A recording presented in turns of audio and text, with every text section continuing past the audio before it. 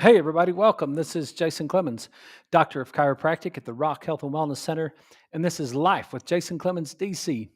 We are live right here in the Rock Health and Wellness Center studios in Lubbock, Texas. We're live on 98.7 Walk by Faith, 1420 AM. We're live on 987radio.com. We're streaming on our social media pages, the Rock Health and Wellness Center on Facebook, at Health from the Rock on YouTube, and Jason Clemens DC on X. We are also going to be sharing here shortly. We'll also be on the Facebook page at Walk by Faith as well. You can catch us there. You can also catch us on, I believe they share it with us on their Twitter as well. So hope you guys had a great day. Got a Tuesday under our belt. We're rocking along. And last night was we took health to church, and sometimes I get so excited about those messages that it's just the message that's received on Sunday I don't know if it always gets through on Monday night, but last night we tried. And if you guys need a good message just about how to make things easier, we don't have to make it so hard to find our salvation, and we don't have to make it so hard to find our health either. And that's going to kind of be our theme here for a little while. I'm going to try to make it easier for you to be healthy, because sometimes it's hard to do. And man, I listened to a great conversation today. It was on Jordan Peterson was interviewing, and Gad Sad was is his name. GAD, Dr. Gad SAAD. You guys might know who he is, but he's a college professor of marketing or something. Really sharp guy. And I was listening to that, and they were talking about why do smart people double down on bad ideas was the name of the video. So if you want to go and listen to that, it's really cool. But there was a cutout of it that was talking about how do we make things, what we talked about last night, about how do we make things easier. And one of the reasons that it would be a good idea to make things easier, and that they were talking, they had some really good stuff on there. They were talking about how sometimes when we want to make a change, it's really hard. And Dr. Peterson does a great job. He uses the Israelites coming out of Egypt, and why it took them 3 generations basically to get across this relatively small desert. And the thing that he said was, when they came out of captivity, in at least under the tyranny and under the captivity, they knew what to do. But coming out of there, they just kind of were lost. And I was like, man, that's exactly what we talked about last night. Like, sometimes when we come out of we've been doing something a certain way for a long time, and then now all of a sudden we're going to start to do it a little bit different, and it could be a little bit overwhelming for us. It could be a little bit, we can get lost in it, and it's like, then that's scary when we're lost. And we know from a neurological standpoint why, because it's the unknown and it's to the right hemisphere, and then that just makes us really fearful. But um, we go through those phases whenever we're trying to make a change. We go through those phases feeling lost. And man, it hit me, because I was thinking, man, how many times have I felt that way? And whether it was throwing a football, whether it was adjusting patience, I remember going through phases where I was trying to make a little bit of a change in my throwing motion back in college.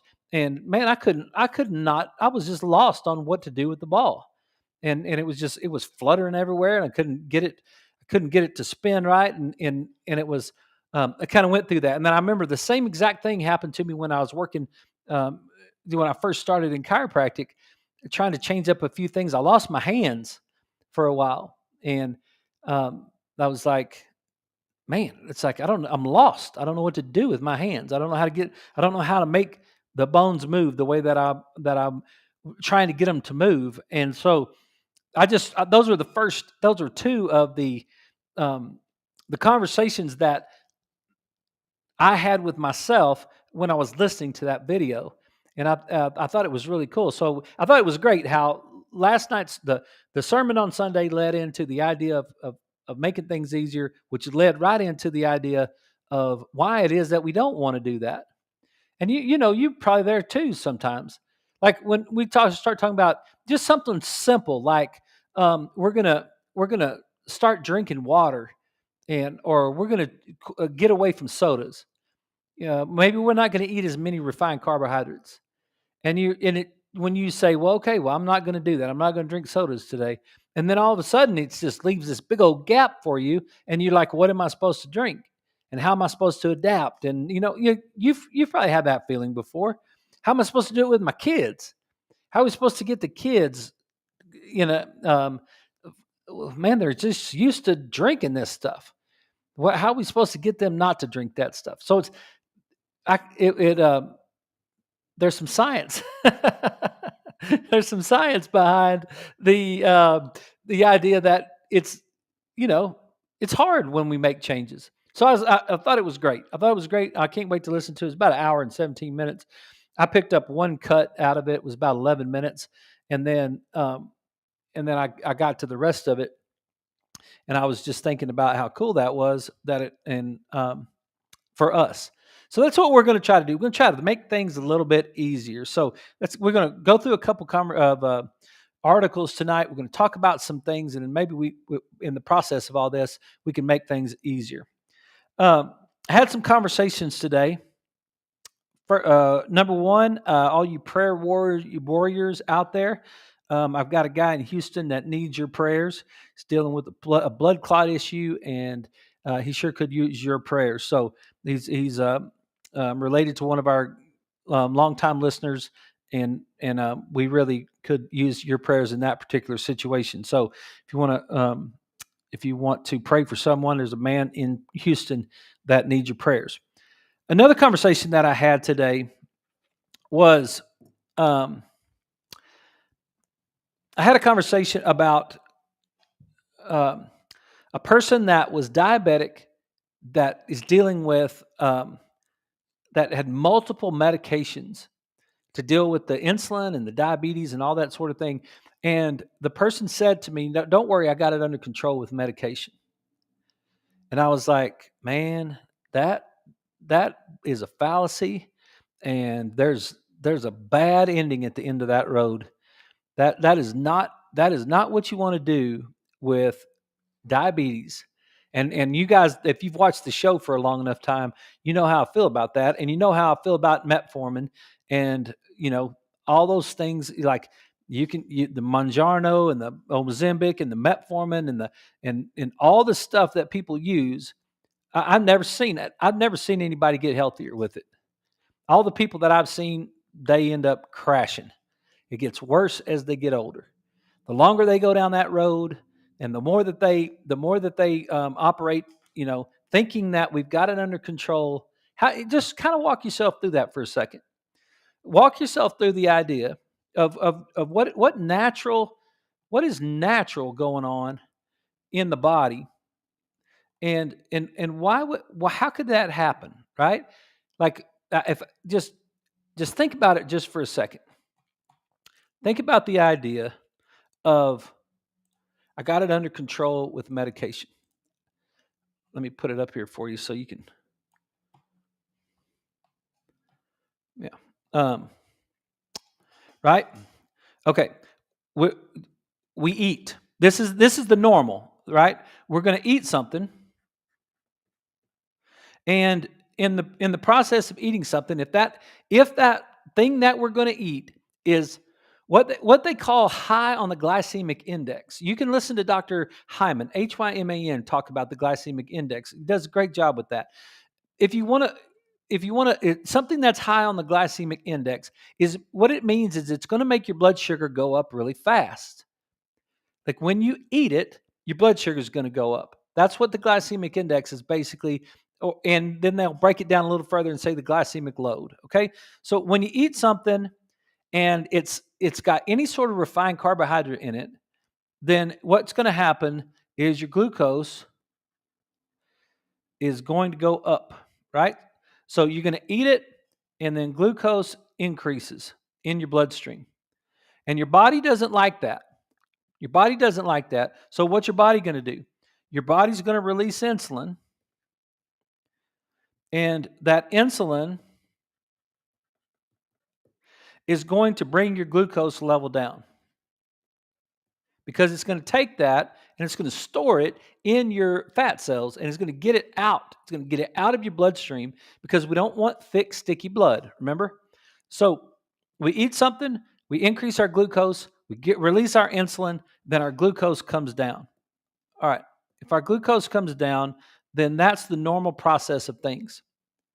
Now, explain to me how. I want you to think about this for a second. I want you to think about what that sentence, I've got this under control with medication. You're going to eat the same exact thing. You're going to end up with the same exact response. But somehow your blood sugar is not going to go up. Now, work that out now. Like you're going to take a medication, and because you've got diabetes, and you're going to take a medication, and you can eat whatever you want to eat, but then you don't have to worry about your blood sugar because you got it under control with medication. And the thing about that is boy, you got an underlying thing that's cooking there that you're in danger of.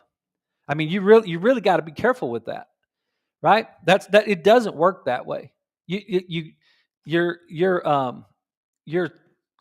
you're really messing with fire, and it's gonna end up costing you. So you don't want to do that. What you want to do is you want to address this. You want to address that eating habit. And there's things you can do. There's some easy things that you can do. Some very easy things that you can do. And if you're male, then it's even easier if you like meat. Because most males that I know like meat. So you can control a lot of that blood sugar with meat. The other thing you can do is you can control a lot of that blood sugar with lifting weights. That's another thing you can do. So you can increase your muscle mass, and you can increase your meat intake. Eat your eggs and your sausage and your bacon and your steaks and your chicken and your turkey. Eat that stuff. Eat that meat protein. Stay away from the biscuits. Stay away from the eggs. I mean the bread, and eat those, and eat some berries. If you want to eat something sweet, eat some raspberries or some blueberries or some strawberries. That's a really good combination right there. You want to throw in some other things with fats if you want to. You can put in some avocado, or you can put in some tree nuts or something like that, like some macadamia or pistachios or something like that. That's fine. But that would be something you could do that's going to control that refined carbohydrate load, and that's easy thing to do. Just you can get some good dopamine from that. You're going to be fulfilled when you eat it, and you're going to be just fine. Right? So I just don't want you to. I don't want you to fall into that trap. You guys, if you get a chance, go listen to the conversation with RFK Jr. and Tucker Carlson. Listen to the conversation that what RFK, it was on X today, and I saw it. But just find it. RFK Jr. and Tucker Carlson. Tucker Carlson interviewed RFK Jr. and he's talking about vaccines and all that sort of thing, right? He was in that conversation. He was sharing some truth about some of the lies that's been told to us about some of that stuff, like the studies that have been done that's made the connections between vaccinations and autism, and some of the way that they lied about the Pfizer vaccine and made it 100%, effective and all that sort of thing. And I think by now it's pretty common that everybody, maybe not, but if you want to get the information, that it's this idea that we were lied to during that period of time is pretty true, right? I mean, we were lied to during that period of time. And all I'm saying is you can listen to that conversation, and what you'll find out is this same idea with this whole diabetes thing is a lie too. It's not helping you. It's not helping you. And you would probably ask yourself, like, do you have? That's why last night what we talked about was your why. Right? What is your why? That's the biggest thing. Like, what's your purpose? What is it that you want to accomplish with your life? Like, what are you trying to do? What is your purpose? Do you want to make it. If you're, let's say you're 55 years old and you've got diabetes, like, do you want to try to make it to 60 or you want to try to make it to 65? And if you're 55 years old and you got diabetes, ask yourself, how did you get diabetes? And if it's type 2 diabetes, you got it because of too much sugar over or fructose. Whatever it was, that was liver cirrhosis, which is now going to mess up that whole thing, and you're going to end up with diabetes, or you're going to get diabetes. You're going to end up with liver cirrhosis, one way or the other. But we had an overconsumption of refined carbohydrates, most likely.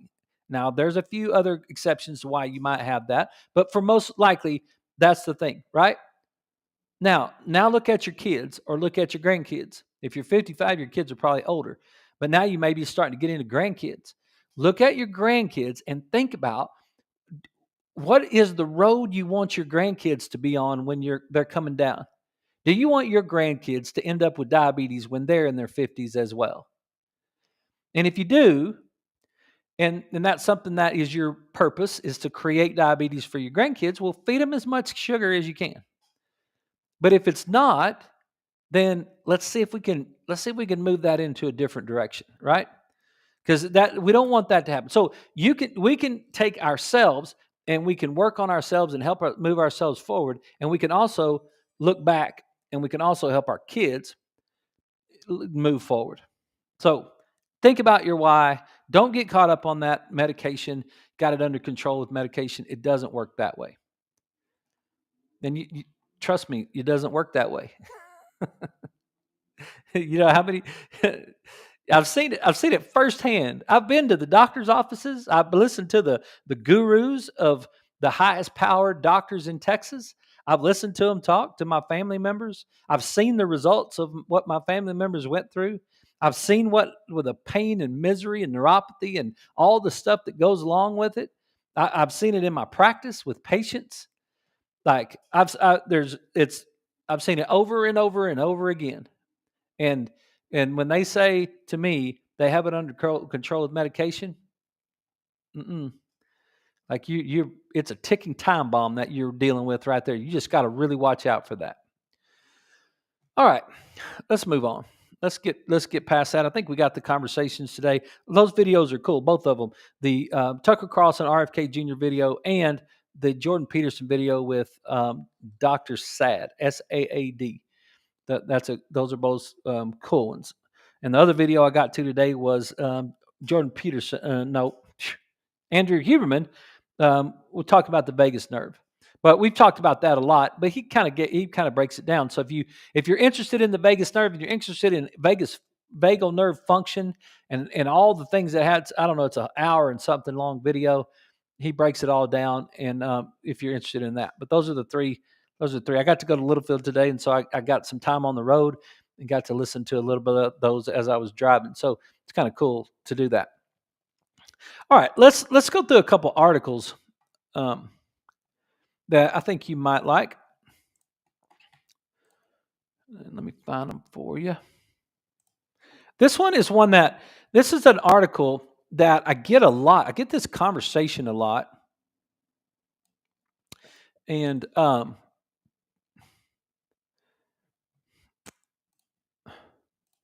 me see. Let me find it. I got it. Got so many articles opened.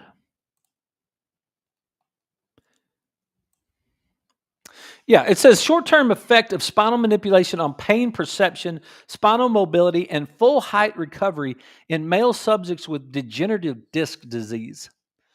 And you might say this sometimes. You might, first of all, the disease part of it is debatable on the way that they named it. But you might have been told that you probably shouldn't get adjusted if you've got degenerative disc disease. Like if you've got degeneration in your neck or you've got degeneration in your low back, maybe it's not a good idea. It says no, don't do that. Don't get adjusted.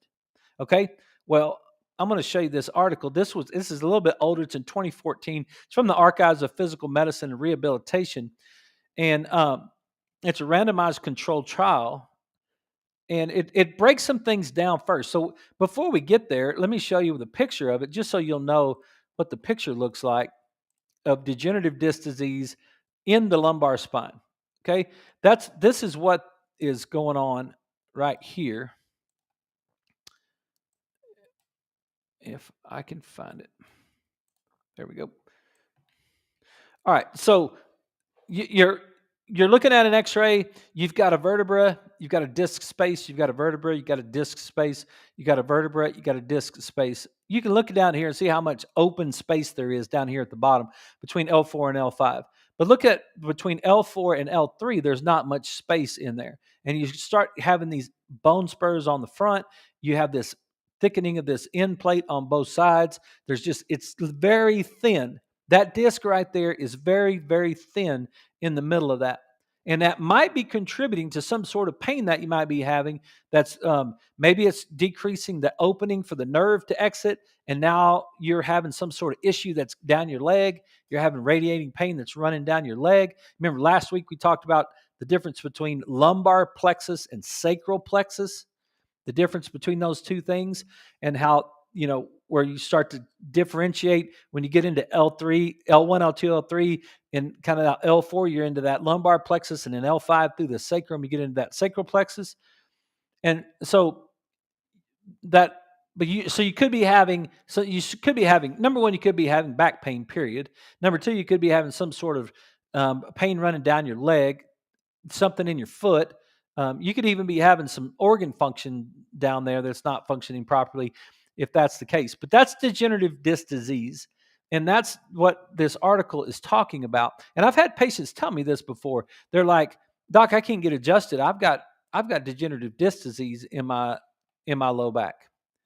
And that's like, nope, hang on just a second. That's not true. So let's look at it from, an article, a randomly controlled clinical trial article. Lumbar intervertebral disc disease is one of the main causes of low back pain. Disc degeneration is the most common pathology in the adult spine and accounting for approximately 90% of surgery cases. Wow. Subjects with symptomatic disc disorders incur the highest healthcare expenditures among those with other low back diagnoses. Structural disruption of the intervertebral disc during degenerative disc disease may end up leading to loss of intervertebral disc height and possible reduction of spinal range of motion. Now, we understand how important that is, right? That range of motion. We want your spine's getting stiff. If your spine's getting stiff, those bones aren't moving. Your range of motion is decreasing. When the range of motion is decreasing, boy, we just start this whole cascade of events that we don't want to deal with. We don't want that. We don't want any of that stuff going on when it's decreasing like that, right? Because the number one reason is because we're losing that input to the brain. That's where you got to start. That's where I've learned to start from. It's like to make it easy on me, right? Make it easy on me. Patient comes in dealing with shoulder problems. What am I going to do? Patient comes in dealing with ankle problems. What am I going to do? Patient comes in dealing with knee problems or spinal degeneration or anxiety. What am I going to do? Where am I going to start? I got to make it easy for myself. I got to know, okay, look, boy, I could get on a wild goose chase and I could chase those symptoms all around your body.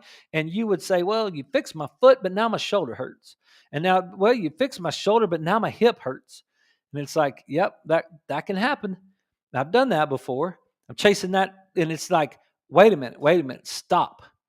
Just don't do that. That's not sound health. That's not like, wait a minute. So when we evaluate a person on their first day in our office, we're going to do structural evaluation through posture and x-ray. And we're going to look at the entire spine from top to bottom from a structural analysis standpoint, from an x-ray standpoint. Even if you have if you only have say you have a shoulder problem, I'm going to take an x-ray of both your neck and your low back. It's like, because I'm telling you, the function of your low back and the function of your neck is related to the function of your brain. So I've got to go to that first. I've got to go there first, right? So it's vitally important, and it's really interesting when you have somebody that's dealing with, let's say, a shoulder, and you put them through the test that we do in the office, and you do the step test, and you do the grip strength test, and we stand on the pad, and we do a Romberg's test, and there's some of the things that we do in the office is it has nothing to do with shoulder orthopedics. It has nothing, absolutely nothing to do with shoulder orthopedics, but it has everything to do with the brain. And it's like I'll promise you, if we start with that brain, those shoulders are going to get better, way better than if I start with your shoulder. And that's it's taken me a long time to figure that out, but I have figured that out. That if you'll start with your brain, then your shoulder will get better, and it'll stay better longer than if you just start with that shoulder and ignore the brain. Because what happens? What's the truth? The truth is, the truth is, um, orthopedic problems happen secondary to brain problems. Remember that? So, hey, we're fixing to have to take a break, and we'll get to the rest of this in just a second. But the time's got us right now, so you guys stick around with us. This is Life with Jason Clemens, DC, and we're going to take a break for just a minute, and then we're going to come back. We're going to talk about this article, and then I got another article with B vitamins and bone density. So I think it'll be pretty cool. You guys stick around. We'll be right back.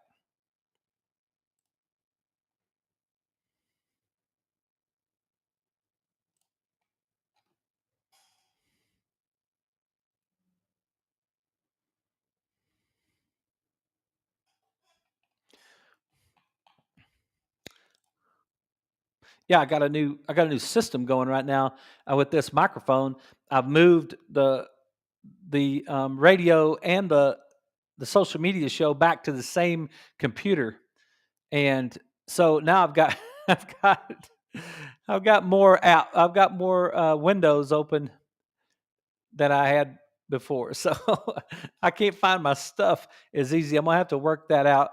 I need me a big old giant screen so that I can see all that stuff. But hey, Lewis, thanks for the message. Everything's good in Lubbock. It's been wet. We've had rain again today. I think we're supposed to have rain again tomorrow. And let's see.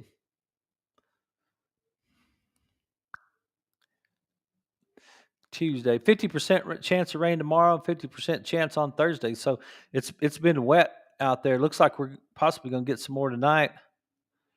Got clouds that are all around us right now. Yeah, that's coming at us. So it'll rain here in just a bit. At least it looks like it's going to. So we got lots of rain going on out there, which is good for West Texas. I think I keep asking my farmers. I don't know. You know, I got in trouble one time when I was in Las Cruces because I asked. I told one of the guys out in Las Cruces, I said, "Man, it looks like rain. That's awesome." And he was like, "Nope, we don't want rain." I was like, "Oh crap!" In Las Cruces, they do all their stuff irrigation wise, so they don't. They want it to rain up by the lake and then let the water roll down, and then they could order it and do their thing with it. Um, so, yeah. Hey, if you got any comments, questions, concerns, you want to send them to me.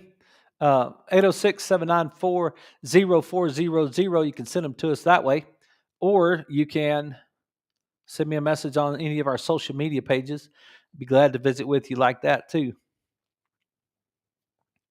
If you got any comments about last night's show about taking health to church and what we did on that, I'd love to hear those too.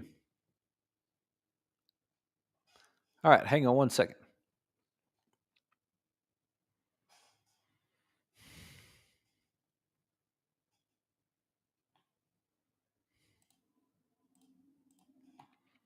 Okay, everybody, we're back. This is Life with Jason Clemens, DC, and we're breaking down an article on degenerative disc disease just to give you a little bit of information about it so that you feel comfortable when you come get adjusted, so that you're not worrying about that, because that's something that a lot of people have told me in the past that they're concerned about that. They don't want to get adjusted because they're like, well, I don't know if I can get adjusted. I've got degenerative disc disease, and it's like, nope. Here's what the article from the Archives of Physical Medicine and Rehabilitation, September 2014, volume number 95, number 9, and pages 1613 to 1619.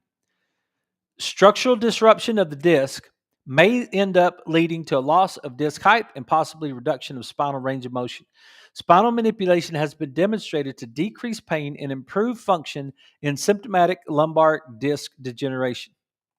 The purpose of this study was to evaluate the subjects with lumbar disc degeneration, the immediate effects of a lumbar sacral high velocity, low amplitude spinal manipulation on the subject's height, cumulative effect of the intervertebral disc loss of fluid. So, did the disc height increase?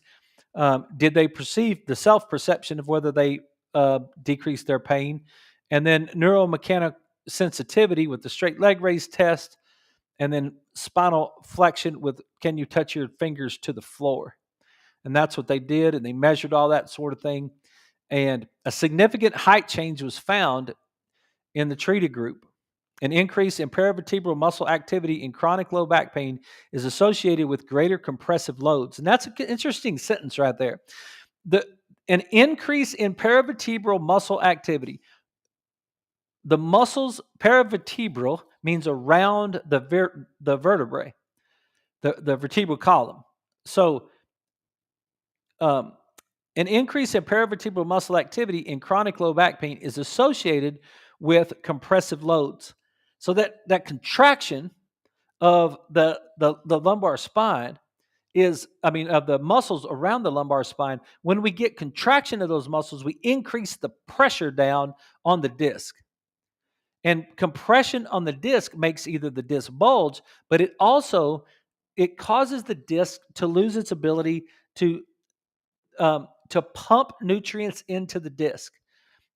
Let's talk about that for a second, because we've gone over this before. Don't you love how I say that? This is 1 year to tomorrow is 1 year and 9 months. September, October, November, December, January, February, March, April, May, June, July. 10 months. We finished. So 1 year and 10 months we've been doing this show. We've talked about everything. We talked about everything I know in 1 year and 10 months. So the disc, the vertebra, and then you've got the vertebra, and then you got the disc in the middle, and then you got the spinous, and you got the transverse, and then you got all these muscles running around here. You got the little muscles, and then you got these big muscles that are running along the sides of your spine, right? And there's a bunch of little muscles in between there like that. But what you got is those are called paravertebral around the vertebrae right there. And now we've got this disc that's in the middle, and this disc has that fluid in the middle of it, and increased contraction, tight muscles will compress the disc. And if you compress the disc too hard, you're going to make the disc bulge, and now you've got the nerves coming out. And if that disc bulges, it might hit that nerve, and then now all of a sudden we've got a problem, right?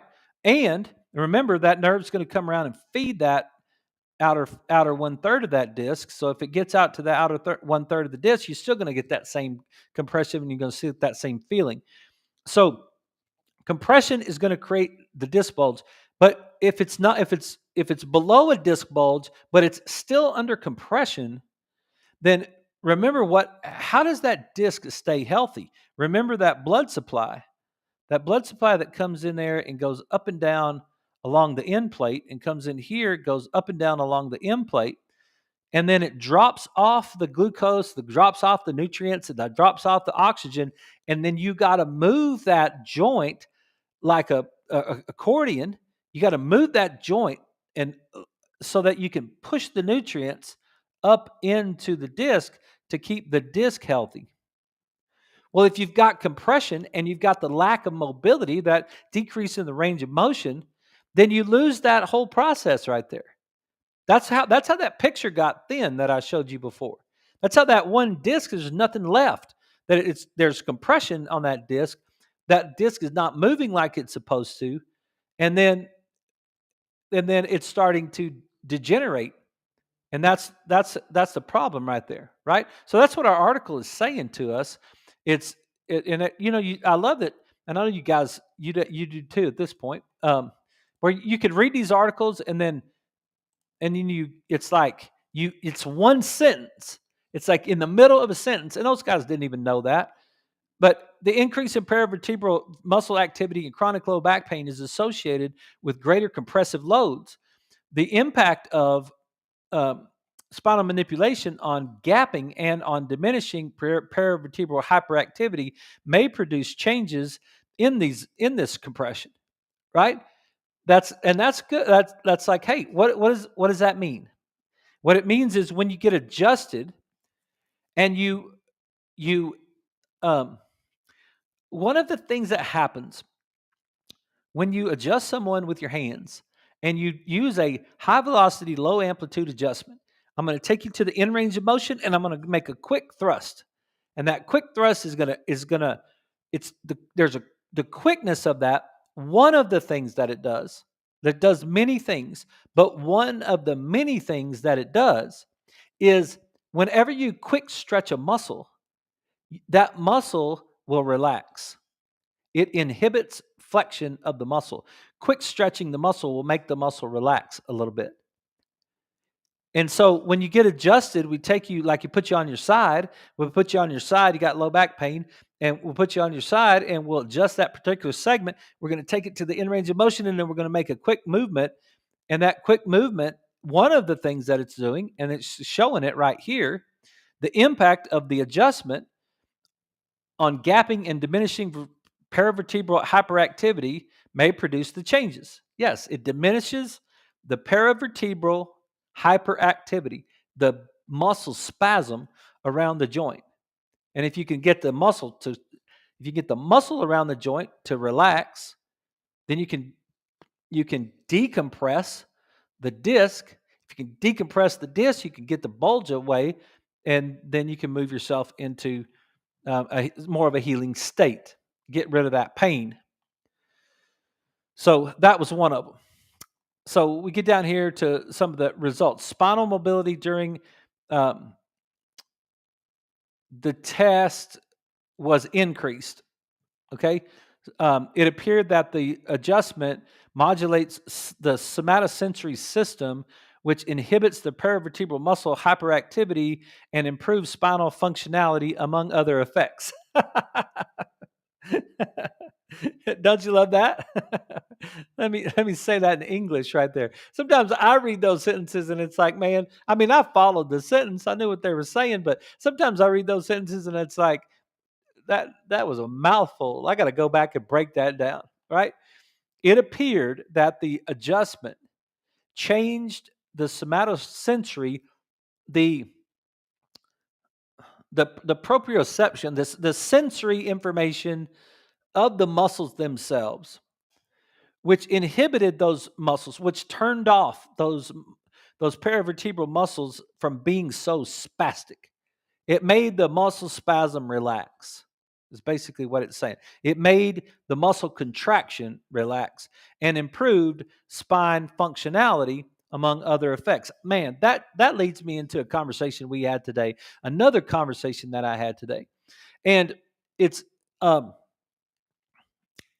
of my patients told me about somebody who went to the massage therapist, and when she was getting a massage, she actually had an osseous release. There was some popping. There was some popping that took place in her spine while she was getting the massage. And the massage therapist kind of hesitated because they didn't mean to do it. And they were like, whoa, what? Like, and the patient was like, wow, that popped. And then the patient was like, that's better. Like and what was reported to me from the from my patient was, well, the massage therapist must have just put it back in alignment. Whatever was out of alignment, the massage therapist must have just put it back in alignment. And I started to let it go because I got this, keep it easy thing going in my brain. And I was like, you don't have to say anything. Just let that go right there. Right. But for you guys, I just want to say it because it's not, well, it's like, look, it's not out of alignment. You're not in alignment and out of alignment. It's not a thing. I mean, unless you got some weird definition of alignment, but it's not a thing. Okay. It's not an in alignment and out of alignment issue. It goes to this right here, what they're saying. The movement that happened altered the hyperactivity of the muscles around the spine. In whatever manner it did that, it altered that hyperactivity, which allowed those muscles to relax, which now improves spinal function, among other effects. So now what do we get? We get movement. We get movement, and the the movement now instead of having this thing locked down, we ease up. We ease up a little bit on this easy on these paravertebral muscles. Ease them up a little bit. Now what do we get? We get increased movement. What is that doing neurologically to our brain? What does increased movement mean? Well, it means increased afferent information. Right? Now we're which if we had a subluxation,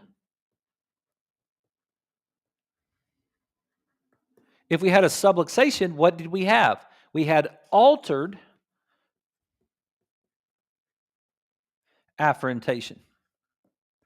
We had the wrong signal going to the brain. So we had the wrong signal going to the brain because of the tight muscles around the spine. But now, however we got that to relax, we got those muscles to relax, which now allowed for increased movement, which now got rid of altered afferent information, and we have proper afferent information. So now the brain is receiving the proper information from the joint, and now the brain can put the body back into balance or homeostasis. That's the adjustment.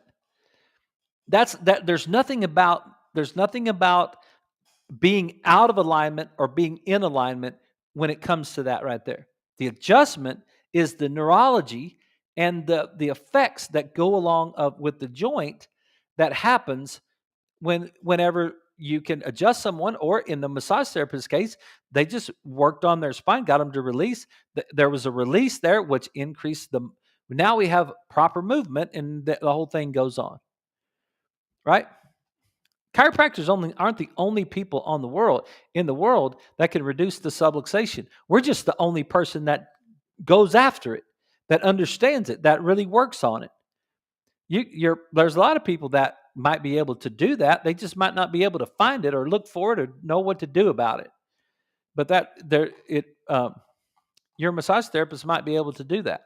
That's what disappoints me about most massage therapists, is they don't even understand the value that they have for the society. They can really do some good work and help your nervous system function better, but they think they're running some sort of spa thing. It's crazy to me. All right, let's finish it up right quick. See if we can get to that other article. A sideline adjustment technique in the lumbosacral region decreases self-perceived low back pain in the short term and produces an immediate improvement in spinal mobility and flexion, the subject's height, the hip flexion mobility during the passive straight leg raise test in men with degenerative disc. So putting you on your side and adjusting your spine is shown in this randomly controlled clinical trial to be effective for pain associated with degenerative disc disease. The intra-group comparison indicated a significant improvement in all variables in the spinal manipulation group compared to the control group. In the between group comparison of the mean differences from pre to post intervention, there was statistical significance for all cases. It has been concluded that high velocity, low amplitude lumbosacral adjustments display a short term impact on the attenuation of alpha motor neuron activity. That's just your nervous system.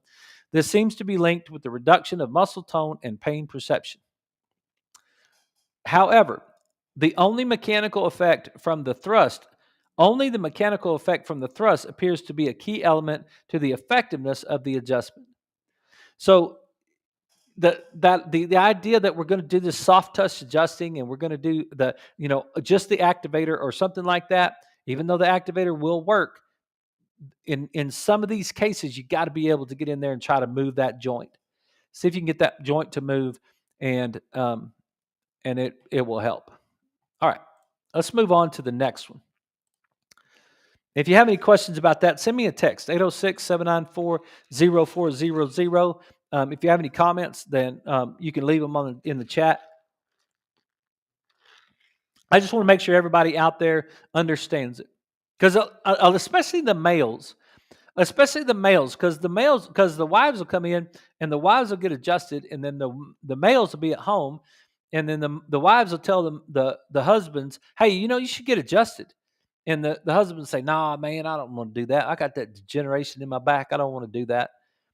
Go up there and mess that whole thing up. I don't need that. Men are stubborn when it comes to stuff like that. They'll just walk around all jacked up. And you know what happens? You guys know it just as good as I know it. As soon as your back gets stiff, does your gait change? Does the way you walk change when your back is stiff? Does the way that you lean over and put your shoes and socks on change when your back is stiff? When your spine's not moving right, are you in a better mood or in a worse mood? Right? Like, dang well that when your spine is hurting, you're not moving the same. So you're you're altering the way that you walk around on earth. And when you change that, you know what happens. You and I both know what happens. You start getting knee aches. You start getting that pain on the inside of your knee. Your feet ache. They're not the same. You might even get something tight in your shoulder. You can't turn your head a certain direction. It's like, ow, that hurts. Like man, this back thing it's making me stiff, and it's changing things. And you say, well, no, I'm not going to address that. I'm just going to go ahead on, and I'm just going to alter my whole being and jack up all my other joints, jack up my knees, jack up my feet, mess up my hips, get headaches, be grumpy, you know, all that stuff that goes along with it. And it's like, come on, man. Like, that's not a smart thing to do. Let's get adjusted. Let's get adjusted and see if we could change all that, right? All right. Moving along. Bone health. Let me see. That's got that one out of the way. Got that one out of the way. Here we go. Vitamin B12 deficiency and bone health. This comes from the New England Journal of Medicine, and I want to touch on it because we talked about last night a little bit of it, and I thought this was pretty cool. This is from Thomas L. Clemens, not related to me. That's a CLEMENS PhD, the Department of Orthopedic Surgery, Johns Hopkins University School of Medicine. This was from back in 2014 as well. And I want to talk about it because of this beginning sentence right here. The endocrine system's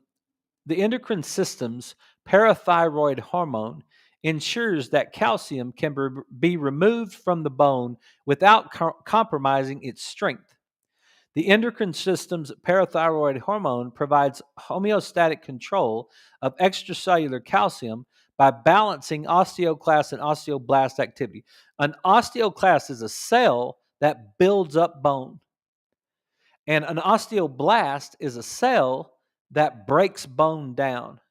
And your body does that throughout your whole life. You're like all through your life, your body is breaking down bone and building it back up, breaking it down and building it back up. One of the ways that you can stimulate osteoblast activity is to just hop up and down. when we do step ups, when we do step ups, which reminds me, if I can get to it, I'll tell you what the exercise was today. But um, the when we do step ups, we try to hit the hard on the step. Like we try to step. Don't just step up there easy. Thump that foot on that step because you're firing that vibration into that shin and you're firing those osteoblasts. Actively you're activating the osteoblasts, which is going to increase your bone density. Okay. Vitamin D is produced photochemically by the skin and is converted by parathyroid hormone into a hormone that promotes efficient absorption of calcium by the intestine. Parathyroid hormone cannot do this job without adequate levels of vitamin D. So, vitamin D, that is the main job. The number one job, the first job of vitamin D is to help you control your calcium intake. And it happens all in your intestines, right?